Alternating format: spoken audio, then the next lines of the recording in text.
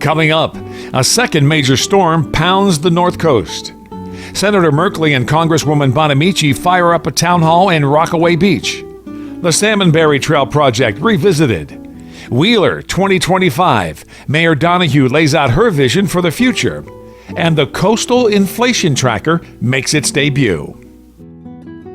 Brought to you in part by Riverbend Players production of Agatha Christie's The Mousetrap. Live on stage February 28th to March 16th at the NCRD Performing Arts Center in Nehalem. For tickets, showtimes, and the new 2025 season pass, go to riverbendplayers.org. I'm Frank Squillo. Thank you for joining us. Another major winter storm battered the North Coast on Monday, bringing wind gusts of over 60 miles per hour and heavy downpours.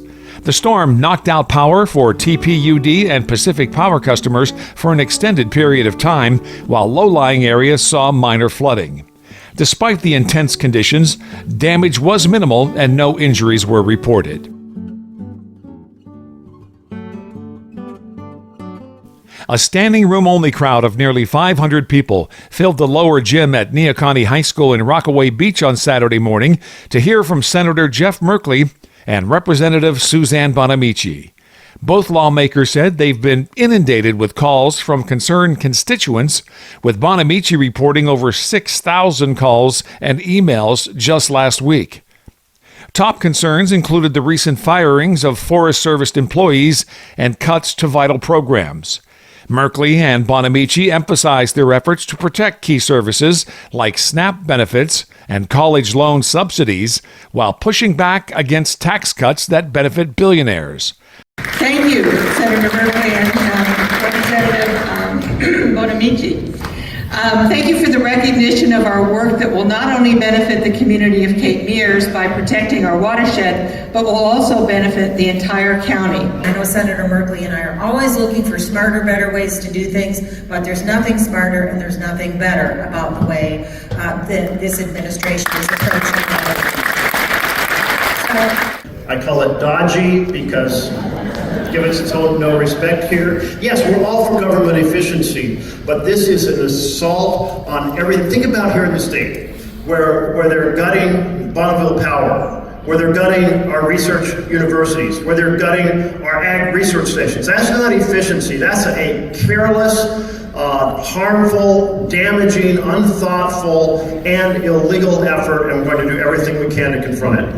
If the court, when it gets to the Supreme Court now, if they affirm that vision of the so-called unitary presidency, meaning that they essentially get to make the law as well, we've lost our republic unless we respond in a massive way. And I must say, we're a step towards losing our republic when the majority in both the House and Senate are acquiescing and being silent. We need our colleagues on both sides of the aisle to stand together against separation of powers.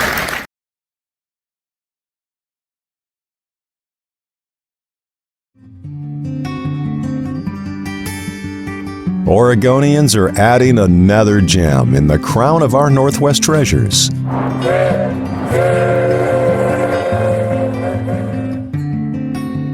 The Salmonberry Trail. The Port of Tillamook is joining the state and private groups to create this 84-mile rail-to-trail project. Section 1 begins in the rural town of Banks and ends in the hills just west of Timber. Section 2 starts at Cochrane Pond and ends at the confluence of the Salmonberry and Nehalem rivers. Section 3 follows the Nehalem River down to the coastal town of Wheeler. Section 4 will take us down the coast, ending the trail in Tillamook. Our journey begins in Banks, a small rural community 24 miles northwest of Portland. Banks is an agricultural and logging town, built on hard work and strong family ties. The Salmonberry Trail's proposed starting point is adjacent to the existing Banks-Vernonia trailhead.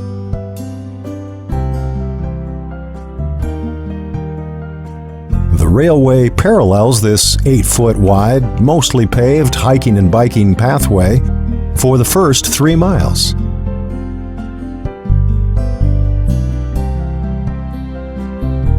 Winding its way through the western edge of Washington County, the rich, productive fields lay just outside the metropolitan growth boundary.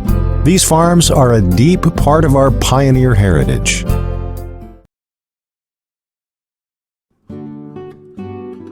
In the second of a 3-part series, Wheeler Mayor Denise Donahue outlines her vision for 2025, with responsible growth and economic development taking center stage.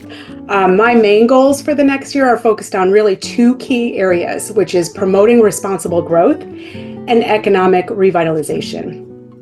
So, if I may, for responsible growth, what we really want to do is strike the right balance between development and preservation. Wheeler has so much to offer. We have our stunning views, we have a really rich history, a unique geological features are truly one of a kind.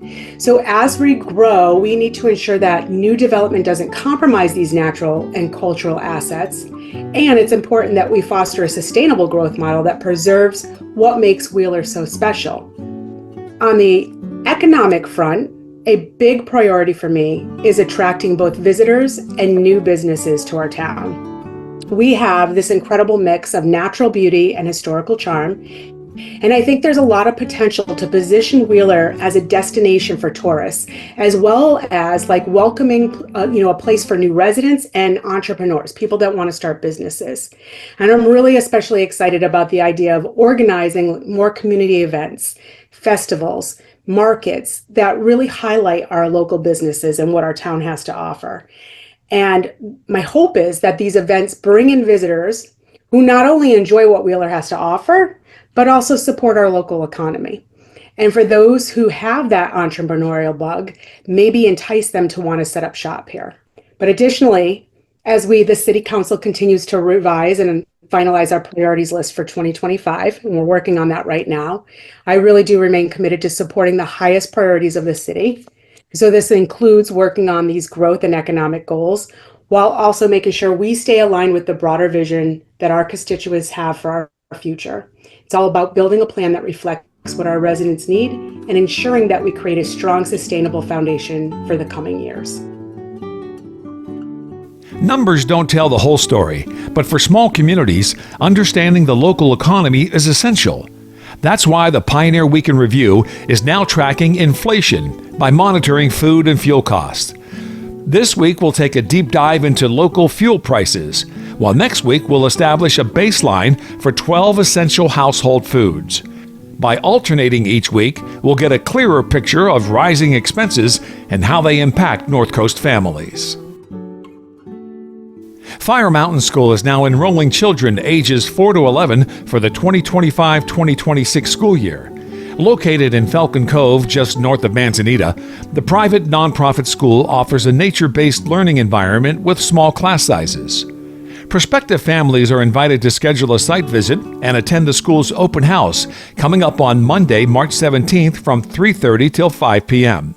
The community is also welcome to join Fire Mountain's annual May Day celebration on Sunday, May 4th, a perfect opportunity to experience the school's unique approach to education. And that's this week's review. I'm Frank Squillo. On behalf of the entire Pioneer team, thank you for watching. You can help in our work by liking, subscribing, and sharing the video.